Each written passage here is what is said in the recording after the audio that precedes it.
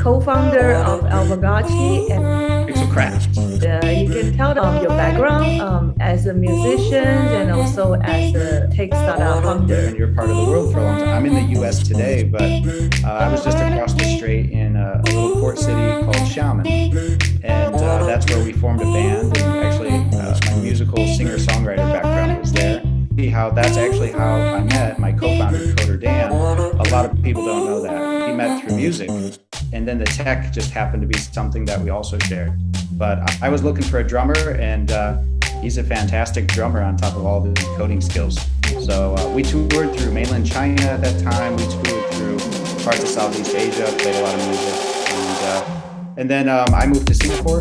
I was working with Zhongbi, one of the major exchanges, oldest exchanges out of China. And then ended up coming in contact with some NFT projects somewhere along the way. And it was the first time I met a project that they didn't want their token listed on my exchange.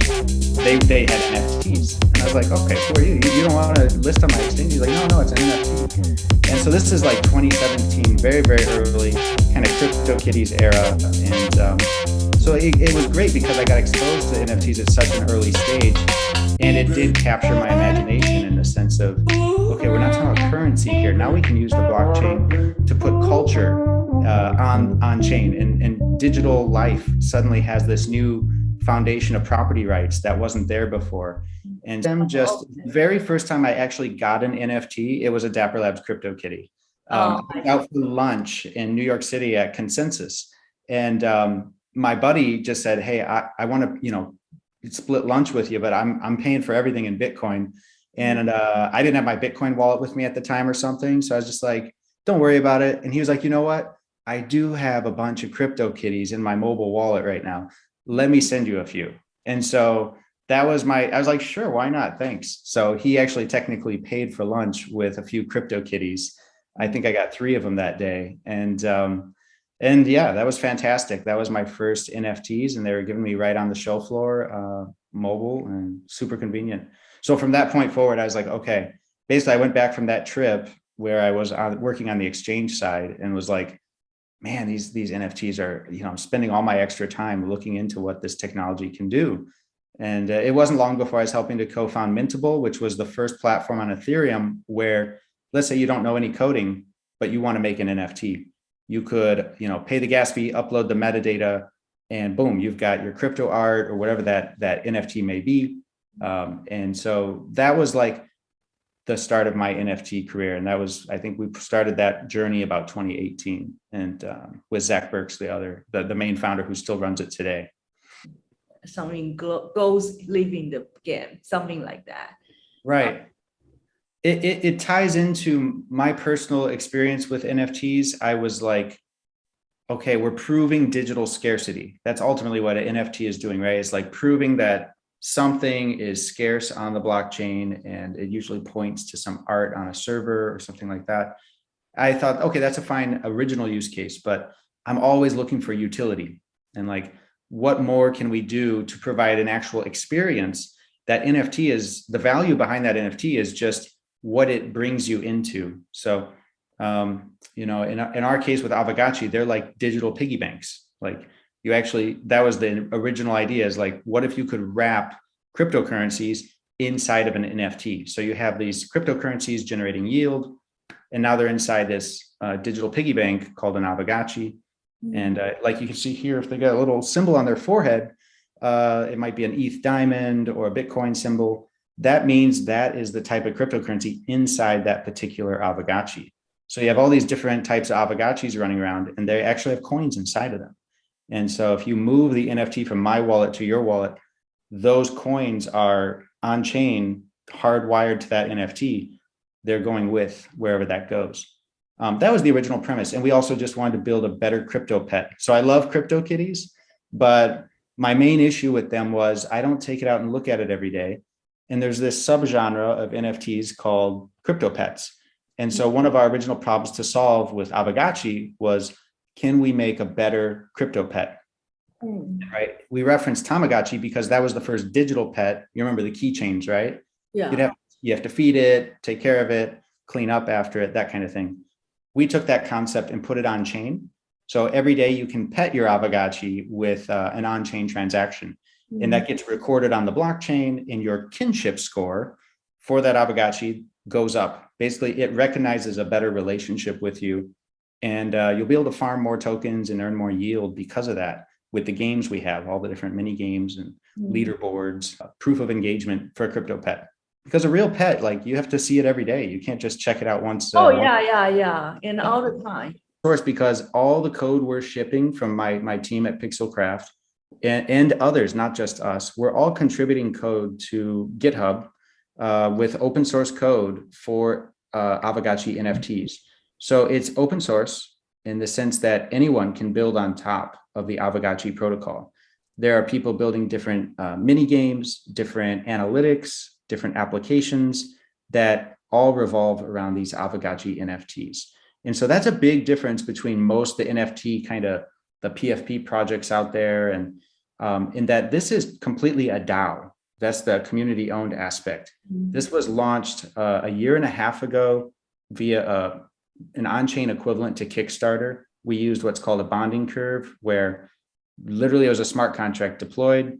Anyone could interact with it. If you believed in the project, you wanted to be a part of the governance of kickstarting it, you would just take your DAI stablecoins and do a basically like Uniswap, but there's only one pair. And you would send DAI, and this smart contract would mint our GHST governance token in exchange for that. And so it was literally a DAO and decentralized from day one. And that was like September of 2020. And then the NFTs came, the Aavegotchis launched on Polygon network in March of 2021. Yeah, so a few months later. And so it's NFT gaming. It's a DAO that governs, they have a massive treasury of over 5-6 million, I think now, that they're governing.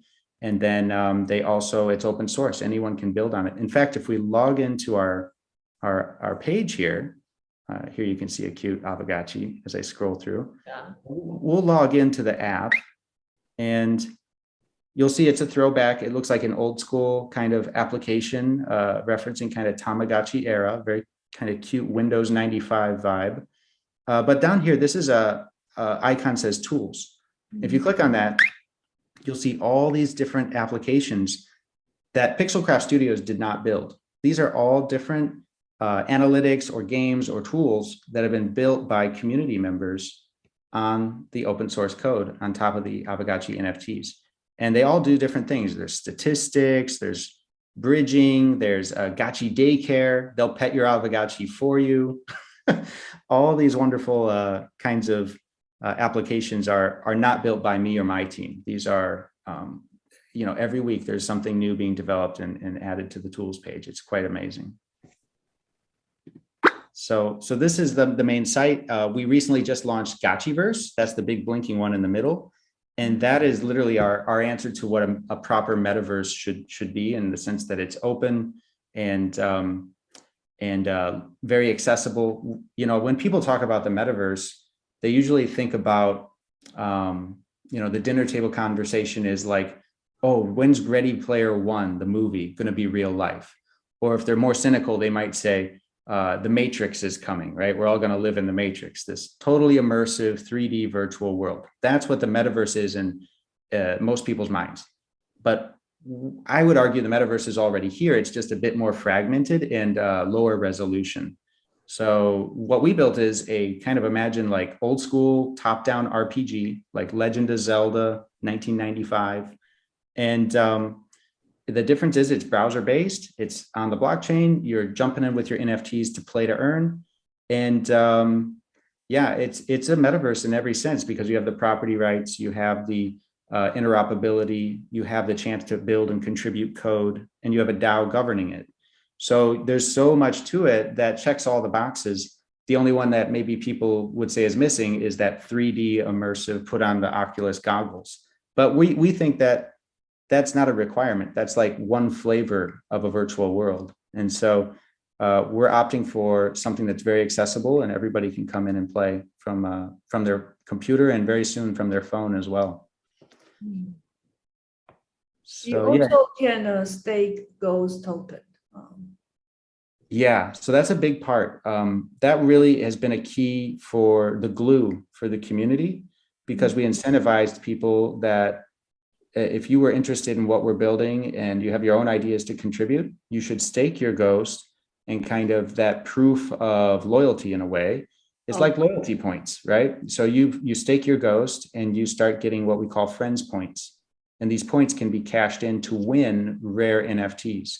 And we've had some cases, we use Chainlink's random number generator. So again, we always run towards blockchain. It's as on-chain as possible. And some of the people that have won those raffles with the Chainlink random number generator uh, have won like tens of NFTs worth tens of thousands of dollars. And all they had to do was stake some ghost. Obviously, for every winner, there's a lot of people that didn't win that NFT, but it's a costless, riskless, relatively speaking, riskless type of way to participate in the economy and be rewarded for staking or locking up your ghost for a certain amount of time. It's basically a deposit.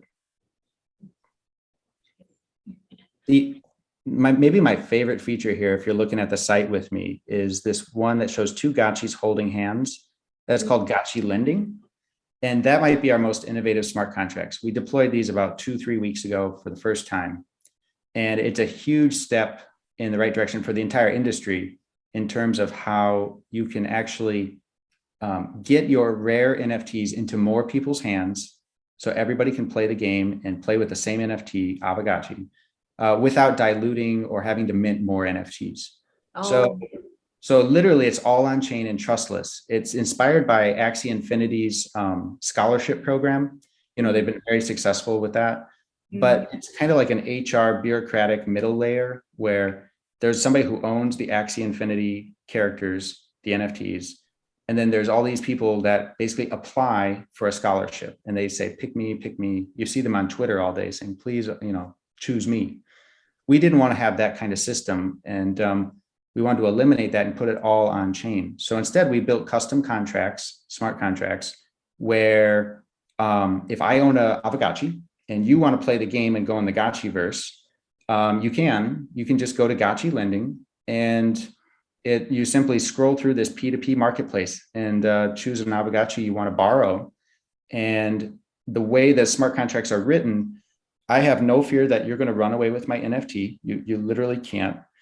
You get to play for however long I set. You go in, you borrow it, you play the game, you earn some rewards in the game, and then there's a split. And the borrower keeps some rewards, and then I, as the lender, collect some rewards. And this is all customizable parameters. So you have a lot of options out there right now, but mostly the most exciting part is there's a lot of free to borrow gotchis where it's free to play up front and you do a split at the end of the lending period. And I think this is huge because we've been able to bring in, I think we just had our 50,000th completed lending through the Gotchi Vault, which is one of our DAO run partners. It's not even us. That's just them. They just gave me those numbers before this call. In just less than 2 weeks of play, they've had 50,000 completed lendings. So I think that's super powerful. And as word gets out about this, I mean, people are going to realize you can have your scarce, rare NFT and you can enjoy sharing it with other people. So it's going to be, I think, a very powerful tool for aligning interests for the short and the long term. yeah, that's really good. These days, people look for utilities, something add-ons besides just change your profile image. Yeah. Yeah, I think the only exception is good crypto art. Like art is kind of sacred. Art is art. But if it's not crypto art and you really want to, add value, then you need to start thinking about, well, what is this NFT going to do in the long term? And I always think about, like right now, there's a lot of talk about music NFTs because we started this conversation talking about music. I think there's so much potential for that kind of art as well. And one example I always give people when they say, well, what's the purpose of an NFT? How does it do something that I couldn't do before, like without Web3? And I think of like a rock band. Let's say you are a huge, I don't know, Rolling Stones fan, right? You love the Rolling Stones. What if back in the 1960s, that Rolling Stones band had an NFT golden ticket. I saw this example, I think by Maddie on from Decentraland, and he was saying like, what if you had that ticket? You could actually have that still today because an NFT will live as long as the blockchain.